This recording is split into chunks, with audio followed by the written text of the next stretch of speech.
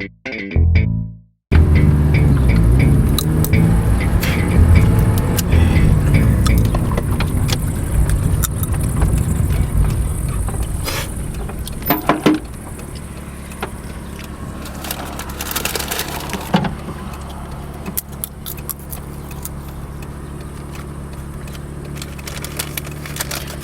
кола, ако и загасиш двигателя, ще може ли да запали пак? Да.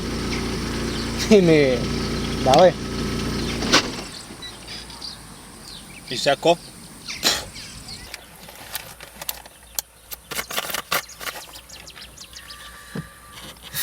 Знаеш, що те спрях, бе? Не. Не знаеш? Къде да знам? Ти къде отиваш, бе? Къде отиваш сега в момента? Отивам на село Вилабата. На село отиваш, а? Да. Като отиваш на село, знаеш какво трябва да имаш?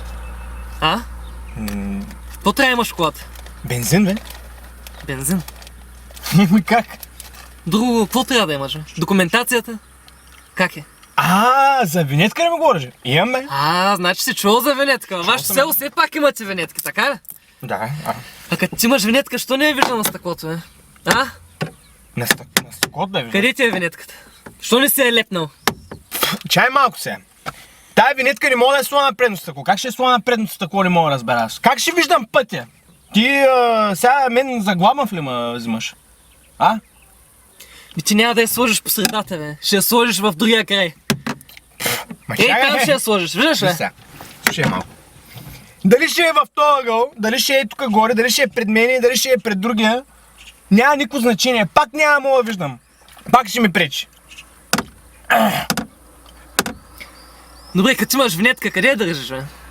Багажника къде да я държа? В багажника. На къде? Много удобно. Айде сега, излез с мен, да видим къде е тая винетка. Ако имаш винетка, ще помогна да я сложиш. Виждам, че имаш проблеми. Обаче ако нямаш... Днешните полицаи тотално изпреколясаха. Камче... Давай, отваряй. Моля? Трябва да не се окаже, че багажника няма, а?